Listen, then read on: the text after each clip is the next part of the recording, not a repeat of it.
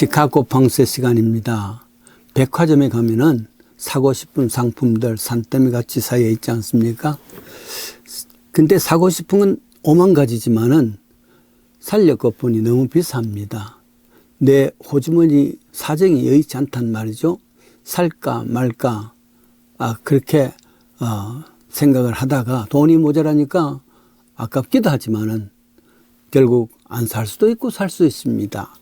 이것이냐 저것이냐, 인간은 언제나 이런 문제 앞에서 고민하는 존재입니다. 선택해야 될 존재입니다. 결단해야 될 존재입니다. 그러나 분명한 것은 사든 말든 그것은 나의 죽음과 삶과의 문제는 아닙니다. 요즘 디지털 TV가, 텔레비전이 얼마나 선명합니까? TV가 생활 필수품 된 것은 이미 오래전의 이의 일입니다. 제가 중학교 때입니다. 항상 아침 등교 때에 아무개야 하고 불러서 함께 학교까지 걸어가는 친구가 있었습니다. 그는 아는 게 많았습니다. 아마도 그 친구 집에 사촌형이, 대학을 다니는 사촌형이 있었기 때문에 아마 그로부터 들은 일이 많은 줄 압니다. 그 말미에 이런 이야기를 합니다. 미국에는 텔레비전이라는 것이 있는데 그 안에 모든 것 다 들어있대. 제일모직 이병철 사장이라 할지라도 그가 전 재산을 다 팔아도 한 대 못 산대 하는 말입니다. 그건 그런 줄 알았습니다. 그때의 제일모직이라는 것은 삼성의 대표, 최고의 부자라는 말입니다. 그런 줄 알았습니다. 그러나 지금 삼성이 세계에서 제일 많이 생산하는 TV 아니겠습니까? 여기 확실한 것은 TV가 있으면 생활에 편리하지만은 없다고 죽는 건 아니지 않습니까? 생명과 별개입니다. 관계없다는 말입니다. 삶의 질은 높이고 액세서리는 될 수 있다 할지라도 삶과 죽음을 보증하는 그런 것은 아닙니다. TV가 있거나 없거나 또 TV 중에서 최고급을 가진 혹은 최하위 가진 것을 있거나 말거나 그것은 생명과는 관계없습니다. 관계술뿐만 아니라 그런 일이 아무리 있다 할지라도 죽음은 모든 사람에게 다가오고 그 사이에 새 생명도 수없이 출생합니다. 그런 선택의 존재, 인간이 이것이냐 저것이냐 하는 것 중에서 결국은 최후의 선택은 사느냐 죽느냐 이것 아니겠습니까? TV와는 관계없는 선택입니다. 복음이란 것은 죽느냐 사느냐 가장 본질적인 선택 문제를 제시하는 겁니다. 교회는 바로 이 문제를 위해서 존재합니다. 성도는 이 문제에 대한 확실한 답을 가진 사람들입니다. 우리 아이들이 고등학교 때 처음 한국을 방문했습니다. 그래서 놀라운 것은 뭐냐면은 그들이 생각에 피아노가 각 가정마다 있는데 연주를 해보면 튠업이 된 것이 별로 없었다. 왜냐하면 피아노는 보이기 위한 액세서리, 즉 전시용이지 연주용이 아니었다는 말입니다. 즉 피아노는 삶과 죽음과는 관계가 없습니다. 그러나 복음은 분명합니다. 누구든지 그를 믿으면 영생을, 믿지 않는 자는 영벌, 죽음과 삶이 확실합니다. 기독교는 죽고 사는 것의 문제입니다. 그래서 복음을 TV 혹은 피아노를 살까 말까 하는 그런 선택과는 다릅니다. 있어도 그만 없어도 그만이라는 것이지만은 복음은 있고 없음에 따라서 삶과 죽음이 갈려집니다. 그것도 그 삶도 영원한 삶, 영원한 죽음입니다. 끔찍한 일입니다. 오싹한 일입니다.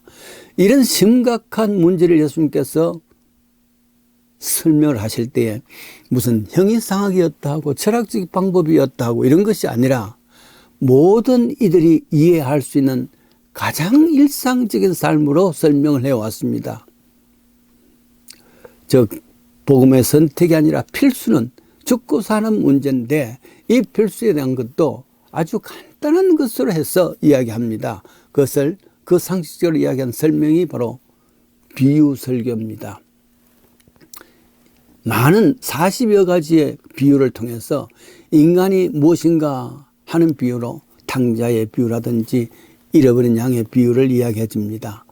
하나님은 누구신가? 강도 만난 자를 통해서 포도원의 일꾼을 통해서 설명을 하십니다. 오래전에 처음 시카고 왔을 때에 50여 년 전이죠. 인력 시장인 데를 가보서 기웃거렸습니다. 인력 시장이라는 것은 새벽에 가보면 사람들로 북적거립니다. 어디선가 차 하나가 옵니다. 벤차가 와서는 5명 필요하다. 그러면 5명이 올라갑니다. 10명이 필요합니다. 그러면 10명이 무르르 올라갑니다. 하루 일당을 받는 허드렛 일을 할 수 있는 장소에서 왔는 것입니다. 물론 공치는 날도 있습니다. 비 오는 날이라든지 눈 오는 날은 할 수가 없지요. 이런 비슷한 내용이 아마 예수님 당시에도 있었는가 봅니다. 더구나 포도 수확철에는 더 많은 사람들이 곳곳에서 사람 손이 부족하니까 구직자들은 사람들이 많이 모이는 시장으로 모입니다. 그러면 새벽 6시쯤 돼가지고 차 한 대 오는 것이 아니겠죠. 사람이 와서 주인이 와서 5사람 필요하다 하면 그 5사람 뽑혀갑니다. 9시에 와서도 또 많이 데려갔습니다. 12시에 와서도 다 데려갔습니다. 그런데 아직도 남은 자들이 있습니다. 남은 자들의 마음이 어떨까? 아무리 노동일을 한다 할지라도 인력시장에서 처음 찾아와서 주인이 가만히 보고 눈이 또렷또렷한 아이들, 젊은 사람들, 건정한 사람들, 이런 사람들을 데려갈 거 아니겠습니까? 12시 이후에도 데려가지 않는 사람이라는 것은 별 쓸모없고 힘없는 사람들만 남았으리라 생각이 됩니다. 그래서 모두가 생각해 오늘도 공치는구나 해서 오후 3시까지 기다렸는데 이젠 돌아가야 되겠다, 집으로 돌아가야 되겠다 생각을 하고 있습니다. 그 남은 자들이. 그렇습니다. 그런데 그와 같은 비슷한 이야기가 한국의 대구라든지 또 서울이라든지 큰 도시의 기차역 앞에 보면은 수많은 지게꾼들이 기다리고 있습니다. 열차를 타고 내려온 사람들 중에서 큰 보따리를 들고 온 사람 혼자 낑낑거리면서 집까지 갈 수가 없습니다. 그래서 지게꾼, 여보 지게꾼 하고 부르면은 예 하고 먼저 갑니다. 아마도 건장한 사람들이 먼저 가겠죠. 그러나 그 중에는 12시가 되어도 하루 종일 공치는 사람도 있습니다. 그 공치는 사람들, 그래도 한 번이라도 짐을 날라주면 그날 집으로 들어가면서 공치 한 마리라도 갈치 한 마리라도 들고 들어갈 수가 있는데 그게 아버지의 체면이고 남편의 체면 아니겠습니까? 그런데 하나도 얻지를 못했다. 그러면 빈손으로 가야 되는 것이죠.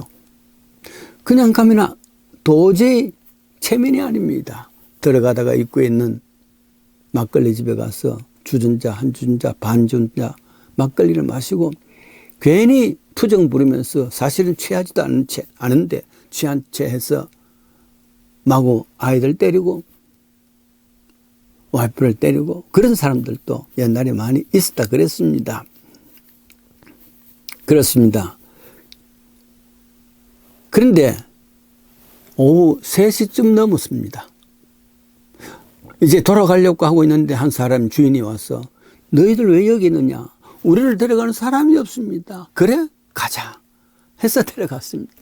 데려가서 일을 했으니까 뭐 햇살 데까지가 한 서너 시간 일했겠죠. 근데 일당이 똑같은 일당을 받았으니까 이 사람이 얼마나 감격했을까. 그렇게 했을 때 이 사람들은 먼저 그래도 오늘 한 건 하고 가는구나 감사하는 마음이 있을 겁니다. 가서 보니까 여태까지 땀을 뻘뻘 흘리면서 일한 사람들이 있습니다. 근데 그 앞에서 일을 해야 되니까 겸손할 수밖에 없습니다. 세 번째, 불러준 주인을 생각해서라도 열심히 일할 것 아니겠습니까? 그렇습니다.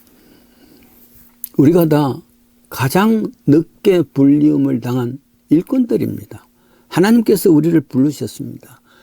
가장 늦게 불리운 사람들이라 생각. 물론 올해 3대째, 4대째 크리스찬 가족도 있습니다만은 그렇다 하더라도 모두가 이제 막 불리운 사람, 오후 3시에 불리운 사람들의 심정같이 하나님 일을 대할 수 있는 사람들, 그거 축복이죠.